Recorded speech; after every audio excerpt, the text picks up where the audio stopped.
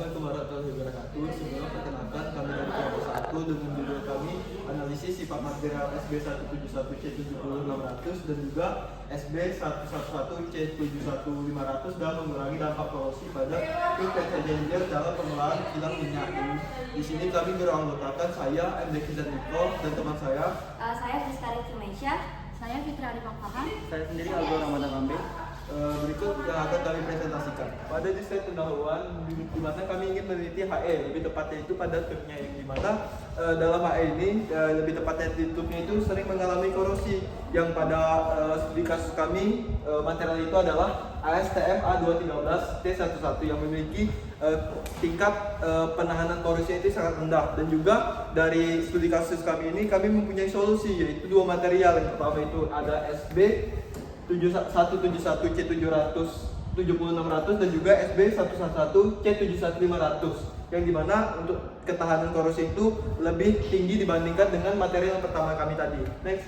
Nah, di sini ada penjelasan mengenai tiga material kami. Yang pertama itu material ASTM A213 grade T11 yang dimana itu adalah pada baja paduan rendah yang dimana mengandung unsur seperti CR sekitar 1,25%, MO sekitar 0,5% dan sisanya itu adalah ME dan C. Dan juga seperti yang saya bilang tadi, material pertama kami ini adalah mudah terhadap korosi dikarenakan material ini dapat menyebabkan penipisan dinding hingga kegagalan material yang menyebabkan pada material ini mudah sekali korosi. Dan juga material solusi kami itu adalah material SB 171C70600 yang dimana ini adalah dikenal sebagai chopper nikel 90/10%, yang artinya kandungan tembaganya itu adalah 90% dan sisanya itu nikel. Lalu material SB 111C71500 yang dimana material ini merupakan paduan logam berbasis tembaga di nikel yang berkuatan tinggi yang banyak digunakan pada sistem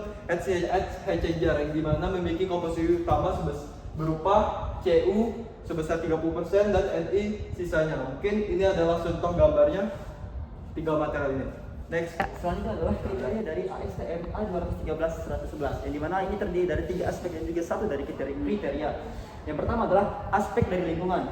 Yang pertama adalah tidak mencemari lingkungan secara langsung. Yang kedua adalah korosi dan pembentukan deposit yang dapat menurunkan efisiensi. Yang ketiga adalah efisiensinya menjadikan konsumsi energinya meningkat dan emisinya juga meningkat. Yang kedua adalah dalam aspek keselamatan material. Itu adalah aman jika beroperasi sesuai batas desain resiko jika terjadi, yaitu korosi dan juga overheating akibat defosi yang berdampak pada penipisan dinding, pecahnya tiap pelapisan, pelepasan fluida atau uap bertekanan tinggi.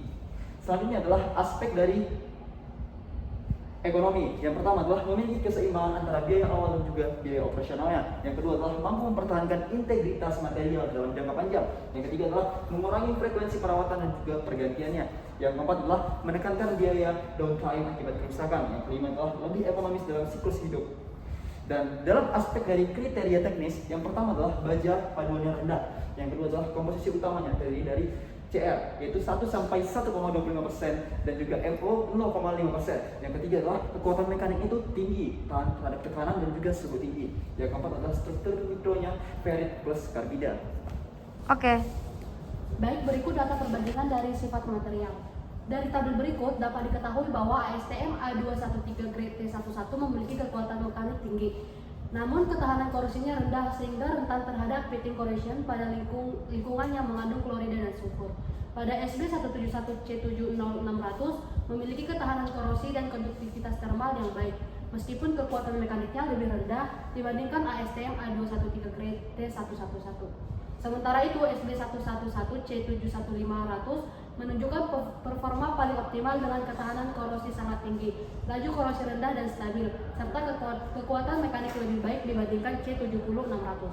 Baiklah, selanjutnya itu adalah kelebihan dan juga kekurangan dari material yang kami pilih. Material pertama itu SB 111C71500, di mana terdapat kelebihan pertama itu ketahanan korosi sangat tinggi, paling unggul di antara ketiga material yang akan kami pilih. Selanjutnya itu laju korosi yang sangat rendah dan stabil, hanya 0,0036 sampai dengan 0,0121 mm per tahun. Selanjutnya itu ketahanan yang sangat baik terhadap Cl-, min, dan sulfur, cocok untuk lingkungan air laut plus sulfida. Kekuatan mekanik lebih baik dibandingkan dengan C7600, dan tensile strength-nya yaitu lebih besar dari 430 MPa dan yield strength-nya itu lebih besar dari 400 MPa. Selanjutnya itu direkomendasikan sebagai pilihan utama untuk heat exchanger di kilang pengolahan minyak pada kondisi korosif agresif.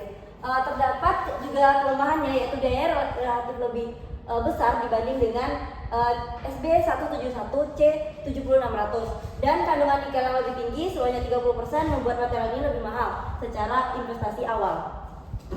Selanjutnya itu material kedua, yaitu SB171 C7600, di mana kelebihannya itu ketahanan korosif tinggi, terdapat pada lingkungan air laut yang mengandung klorida dan juga sulfida. Konduktivitas termalnya tinggi sehingga mampu mempertahankan efisiensi perpindahan panas pada HE atau heat exchanger. Yang ketiga, cocok sebagai pengganti ASTM A213 grade T11 pada lingkungan korosif. Yang keempat itu mampu membentuk lapisan perlindungan pada permukaan material, mengurangi laju degradasi. Dan yang kelima, memperpanjang umur pakai komponen dan mengurangi risiko kebocoran. Namun terdapat juga kelemahan, yaitu yang pertama, kekuatan mekanik relatif lebih rendah dibanding baja paduan, yaitu seal strength-nya lebih kurang 229 MPa dan yield strength-nya itu lebih kurang 87,3 MPa. Kemudian perlu mempertimbangkan ketebalan material atau desain mekanik yang lebih optimal untuk mengkompensasi kekuatan mekaniknya. Yang terakhir itu kurang cocok untuk lingkungan yang sangat agresif, misalnya air laut sulfida tinggi dibanding dengan SB C71500. Risiko dan implikasi. Risiko penggunaan dari material ASTM A213 grade T11 yaitu rentan terhadap heating corrosion pada lingkungan mengandung Cl- dan S. Korosif bersifat lokal namun cepat berkembang, menyebabkan penipisan dinding sehingga dapat menyebabkan kebocoran pada tub. Berpotensi terjadi kegagalan sistem heat exchanger. Kegagalan material tersebut berdampak langsung pada penurunan efisiensi perpindahan panas serta terganggunya kinerja operasional sistem. Sehingga adapun penggunaan material alternatif berbasis CuNi seperti SB171 C7600 dan terutama SB111 C71500 dapat mengurangi risiko tersebut karena memiliki ketahanan korosi lebih baik dan mampu membentuk lapisan pelindung pada permukaan material. Dengan demikian, pemilihan material yang tepat tidak hanya meningkatkan keadaan sistem, tetapi juga dapat memperpanjang umur pakai dan menekan biaya dari operasional. Selanjutnya merupakan kesimpulan. Berdasarkan hasil analisis yang telah kami lakukan, kami membandingkan ketiga material, mulai dari permasalahan material utama dan juga dua material yang akan kami gunakan di dalam material utama kami ini. Kami mendapatkan kesimpulan bahwasanya penggunaan material SB111 C71500 menjadi solusi terbaik karena mampu meningkatkan keandalan, umur pakai, dapat menekan risiko kerusakan pada tube heat exchanger di kilang pengolahan minyak.